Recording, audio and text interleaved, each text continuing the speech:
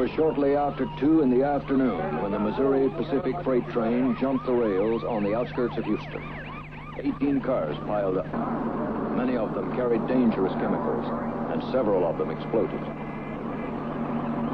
Firemen struggled to relay water to the scene, but the nearest fire hydrant was several hundred yards away. Do you want them to come out Macau Road? Yes, sir. Send the 2 more pumpers over on the Macau Road side.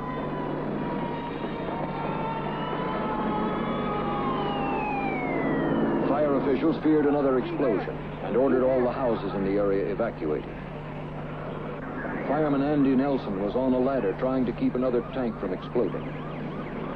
Fire Chief Jim Honey was unable to find out what was in the burning car. Well, keep your water then. Here, keep it cool as much as you can. Let the fire burn.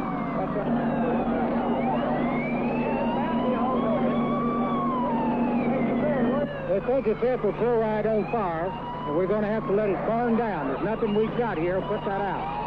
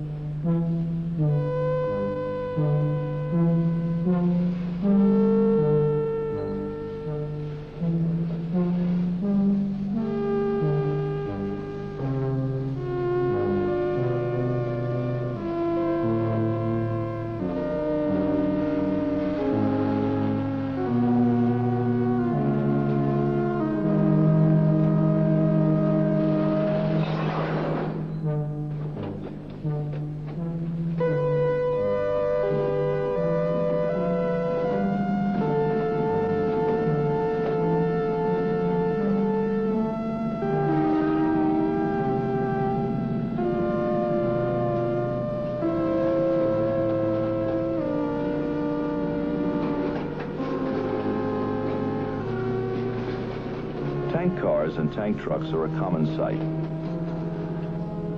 Each day, millions of gallons of cargo are transported in tank containers. Some carry milk, others carry chemicals, many carry fuels. 2 of the most common tank cargoes are liquefied flammable gases, such as propane, and flammable liquids, like gasoline.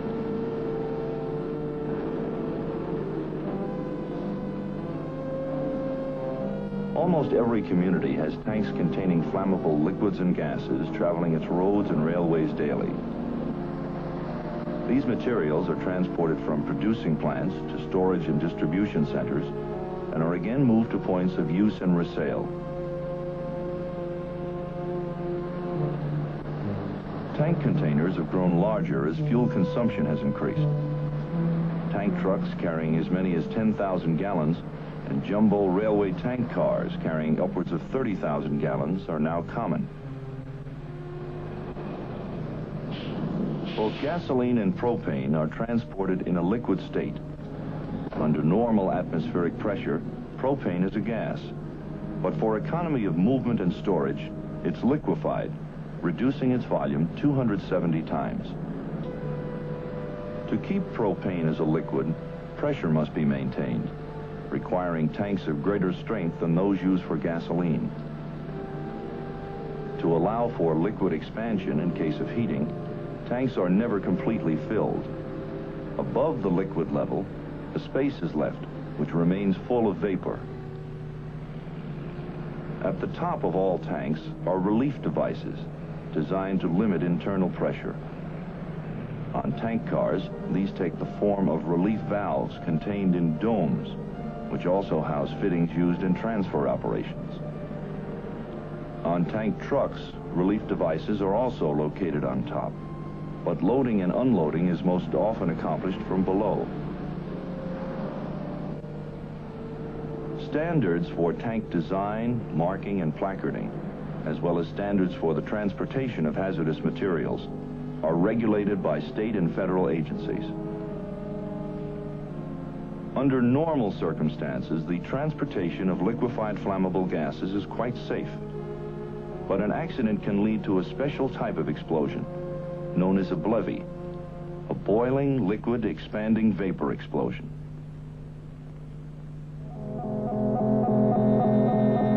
In a collision or derailment, liquefied gases can be released, vaporizing immediately.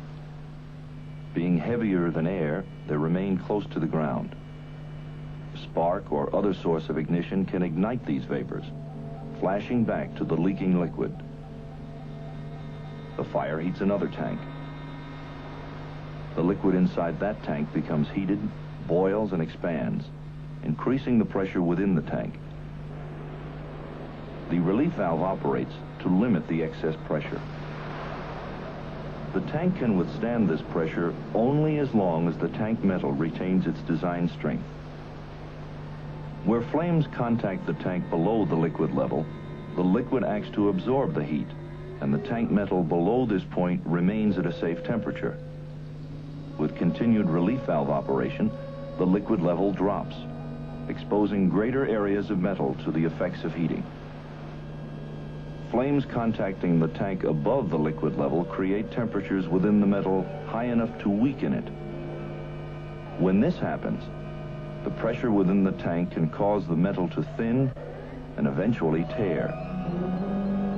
The pressure drops suddenly. Large quantities of boiling liquid vaporize, expand, and ignite immediately, and tank pieces become flying missiles. Large sections of the tank car can rocket over 1/2 mile and often trail ignited liquid. The ground flash covers an area hundreds of feet in diameter. The blast wave has tremendous force, enough to break windows several miles away.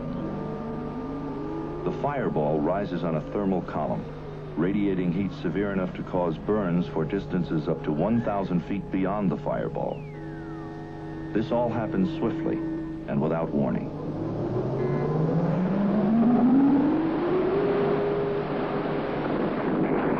Test 1, 2. D&H Railroad derailment 2/12/74. Approximately 4:10 this afternoon, a 100-car train of the D&H Railroad was traveling through the town of Emmons, just east of Oneonta. 28 cars derailed, 8 of them bulk pressurized propane tank cars. Searing hot flames and smoke soaring as high as 150 feet into the air. The scene is a mess, with cars strewn all over the railroad.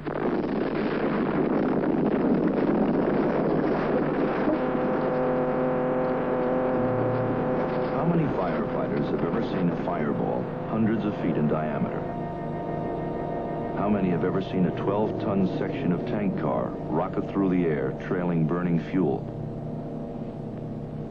The traditional fire department approach is to attack and extinguish all fires.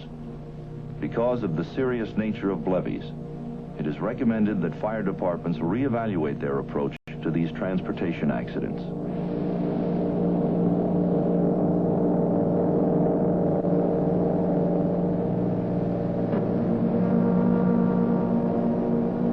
Crescent City, Illinois, June 21st, 1970. At 6:30 in the morning, 15 cars of a daily freight train derailed. 9 tank cars were involved. The resulting fire immediately ignited nearby buildings. Firefighters were at first unable to determine the exact contents of the tank cars. Loss of electrical power to pumps made water unavailable to firefighters.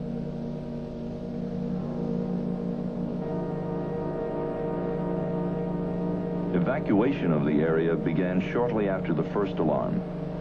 When it was determined that the tanks contained propane, firefighters too moved to safer positions.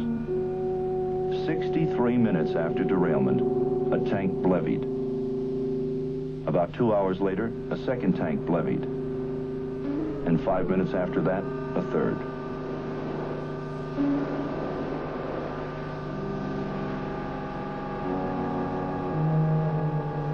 With limited water supplies exhausted, fire officials decided to withdraw. The 2 remaining tanks, punctured by rocketing debris, were simply allowed to burn until all of the propane was consumed, some 56 hours later. Because of prompt evacuation and caution on the part of firefighters, there were no fatalities. 66 people were, however, injured by the blast and fire. 25 residences were destroyed, and 90% of the Crescent City Business District was demolished.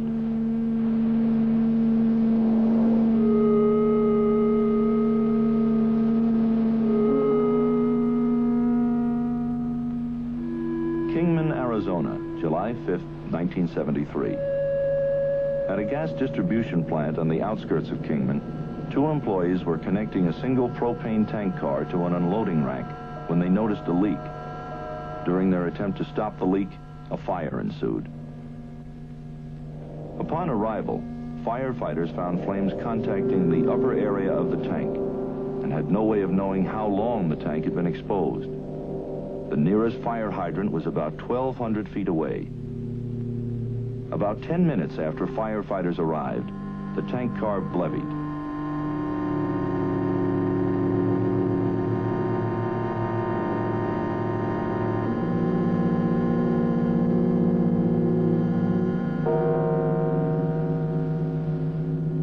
The force of the explosion propelled half of the tank car end over end along the track for 1,200 feet. The initial ground flash, about 400 feet in diameter, caught 13 firemen. 12 of them were killed. 95 people were injured by the blast, most of them spectators, stopped on the highway some 1,000 feet from the tank site. At Crescent City, life and property exposure was high. Tank contents were not immediately known, and water for cooling was not available. The pileup of tanks multiplied the BLEVE hazard. Only by the quick evacuation of civilians and the judicious retreat of the fire forces was loss of life avoided. At Kingman, the threat to life and property in the immediate area was minimal. The contents of the tank were known, but water was not readily available. The relief valve was operating, but flames were still impinging on the upper vapor part of the tank, and a BLEVE was possible at any moment. Considering these and other BLEVEs, certain points should be borne in mind by fire officers when judging life safety and other hazards in an accident involving tank containers. Is there fire? If no fire, is there leakage which could result in fire? Knowing the contents of the tanks can be extremely helpful, although under emergency conditions, this information is often not readily available. If there is fire, how long has the tank been exposed to flames? This information is also rarely available to fire officers during the emergency. Some BLEVEs have occurred as early as 10 minutes after initial flame contact. Even though the relief valve is operating, a BLEVE can still occur. Given the location, what is the threat to life and property? Is civilian evacuation possible? Does the risk to life and property justify endangering the lives of firefighters? How much water is available? The application of water can keep tank metal at safe temperatures, but only if large volumes can be delivered to all points of flame contact. Water application may need to be sustained for several hours. Fire officers are advised to assess carefully the danger to emergency personnel before making a commitment to fighting a fire involving serious BLEVE hazards.